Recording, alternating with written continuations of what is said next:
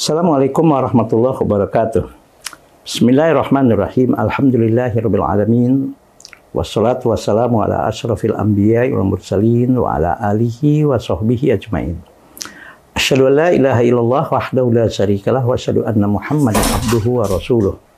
Faqad qala Allah Ta'ala fi kitabihil karim wa huwa asdaqul qailin. A'udzu billahi minasyaitonir rajim. Bismillahirrahmanirrahim.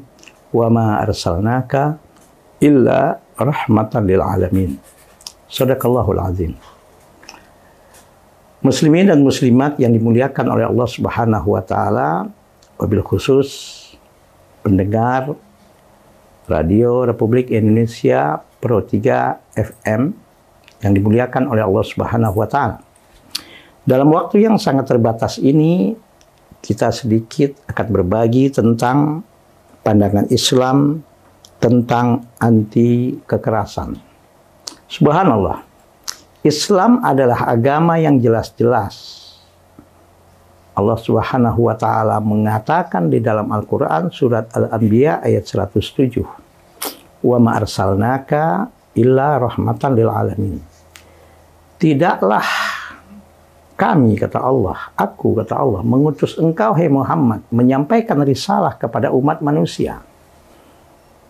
Illa rahmatan lil alamin, kecuali risalah yang kau sampaikan tersebut, ajaran yang kau sampaikan tersebut, khususnya kepada umat manusia, bahkan kepada makhluk jin juga, dan semua apapun makhluk yang ada di alam semesta ini. Kecuali, kata Allah, rahmatan lil alamin, adalah sebagai bentuk rahmat, kasih sayang kepada seluruh apapun makhluk Allah yang ada di alam semesta ini. Itulah Islam, agama yang rahmatan lil alamin. Agama yang betul-betul yang namanya rahmat, kasih sayang, terciptanya kedamaian adalah sebagai prioritas dalam ajaran agama ini. Subhanallah. Jadi di sini jelas bahwa ajaran Islam, agama Islam adalah agama yang betul-betul menentang apa yang disebut dengan kekerasan. Baik kekerasan fisik atau mungkin kekerasan yang bukan berupa fisik. Kekerasan misalnya yaitu kekerasan mental, kekerasan secara psikologis, atau kekerasan apapun bentuknya, itu dilarang dalam Islam. Subhanallah, walhamdulillah, wa la ilaha illallah, wallahu akbar. Makanya itu kalau kita kaji misalnya ilmu, salah satunya dalam Islam itu yang berlandaskan kepada Al-Quran dan hadis adalah ilmu usul fikih. Dalam ilmu usul fikih itu ada satu bab, bahkan ini menjadi salah satu pembahasan turuq istinbatil hukmi syar'i, metode-metode yang harus digunakan oleh para ulama dalam menetapkan keputusan hukum syar'i, yaitu al-qawaid al-usuliyah at-tasyri'iyah, salah satunya, yaitu kaedah-kaedah dasar, rumus-rumus dasar dalam menetapkan keputusan hukum dan undang-undang. Di situ ada bab yang disebut dengan maqasidus syariah. Maqasidus syariah itu secara garis besar ada 3. Pertama, tazkiyatun nafsi. Yang kedua, iqamatul adli. Yang ketiga, al-maslahah. Semua ketetapan hukum syar'i, apapun bentuknya, baik berupa punishment, apalagi reward, itu sebetulnya Allah Subhanahu wa taala menginginkan terciptanya apa yang disebut dengan 3 hal ini, yang disebut dengan maqasidus syariah. Yang pertama, tazkiyatun nafsi. Bagaimana terciptanya apa yang disebut dengan tazkiyatun nafsi, bersihnya jiwa dan hati dari segala penyakit-penyakitnya. Misalnya sekarang kita sedang melakukan ibadah puasa. Apakah ibadah puasa adalah ibadah yang membuat kita, Allah menyuruh kita berlapar-lapar, bagaimana merasakan yang namanya lapar, yang namanya tidak makan, tidak minum, padahal makanan itu adalah makanan yang halal, secara fisik halal, boleh jadi makanan itu kita dapat pun dengan dan beli pun dengan cara yang halal. Tapi ketika kita berpuasa, Kita dilarang untuk mengkonsumsinya, bahkan haram kita untuk mengkonsumsinya ketika kita berpuasa. Apakah Allah maaf dalam hal ini misalnya membuat kita untuk menjadi orang yang lapar dan merasakan bagaimana rasanya lapar? Sebetulnya dalam syariat puasa ini, di situ Allah Subhanahu wa Ta'ala menginginkan kita juga mempunyai sifat empati terhadap orang yang lapar. Oh, begini tuh rasanya lapar. Maka ketika kita nanti diberikan oleh Allah Subhanahu wa Ta'ala kelebihan rezeki, kebetulan ada orang, mungkin tetangga kita atau sahabat kita atau siapapun yang ada di hadapan kita, dan kita tahu, dan kita ketika itu ada rezeki, kita tahu bagaimana rasanya lapar. Subhanallah. Keluarlah rasa kepedulian, empati kita kepadanya. Akhirnya dengan semaksimal mungkin, seoptimal mungkin apa yang ada, kita berbagi dengan orang tersebut. Ini adalah ajaran, jelas-jelas puasa ini adalah ajaran menggambarkan kita dan mengajarkan kita untuk menjadi orang yang peduli, bukan menjadi orang yang cuek, bukan menjadi orang yang sadis, apalagi menjadi orang, maaf, yang mengedepankan segala apapun dengan kekerasan. Tidak. Dengan puasa kita dididik oleh Allah untuk menjadi orang yang sabar. Dengan puasa kita dididik oleh Allah untuk menjadi orang yang lembut. Dengan puasa kita dididik oleh orang yang betul-betul menghadirkan rahmatan lil alamin. Dengan puasa kita dididik oleh Allah untuk menjadi orang yang peduli dan orang yang ngerti bagaimana perasaan kalau orang tersebut sedang dalam lapar. Jelas puasa mengajarkan kita untuk menjadi orang yang anti kepada kekerasan.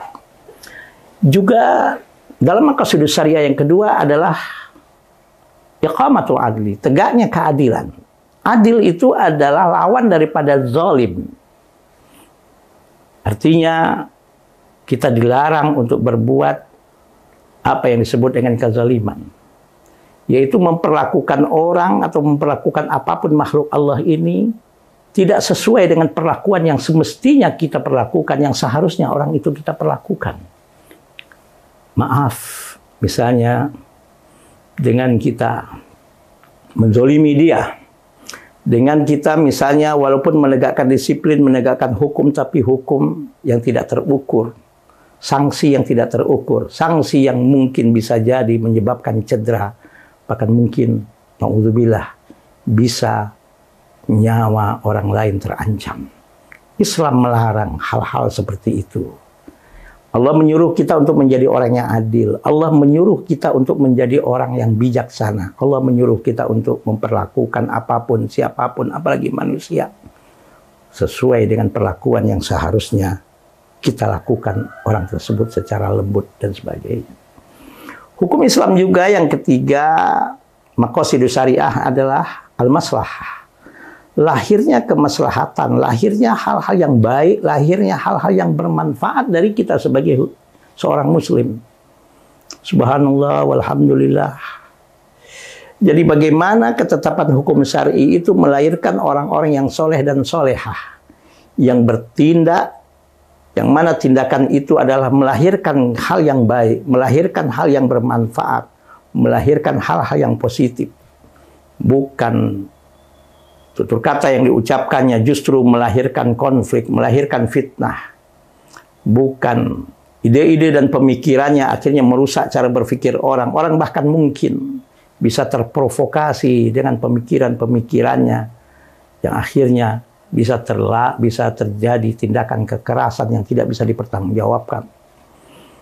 Jadi Islam dalam ketetapan hukumnya jelas bahwa bagaimana kita sebagai seorang muslim diajarkan untuk menjadi orang yang betul-betul bersih hati kita, lembut kita ini, memperlakukan makhluk Allah, memperlakukan apapun yang ada di permukaan bumi ini betul-betul sesuai dengan apa yang diinginkan oleh Allah, berbuat adil, dan kita menjadi sumber maslahah.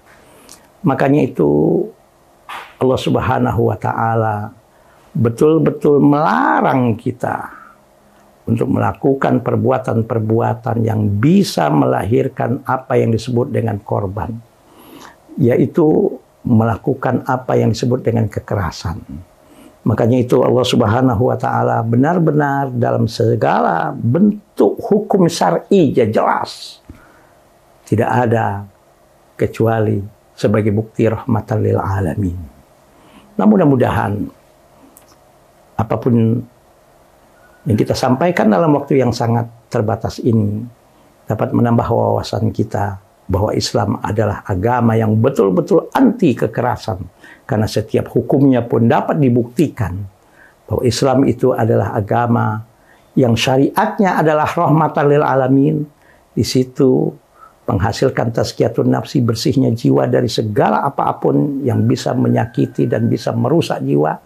Iqamatul adli, tegaknya keadilan, dan kita disuruh oleh Allah untuk menjadi orang-orang sumber kebaikan, orang-orang yang soleh dan solehah, soleh dalam bermasyarakat, soleh dalam berekonomi, soleh dalam segala aspek kehidupan kita 24 jam. Subhanakallahumma wa bihamdika asyhadu an la ilaha illa anta astaghfiruka wa atubu ilaik. Wallahul muwaffiq ila aqwamit thoriq. Assalamualaikum warahmatullahi wabarakatuh.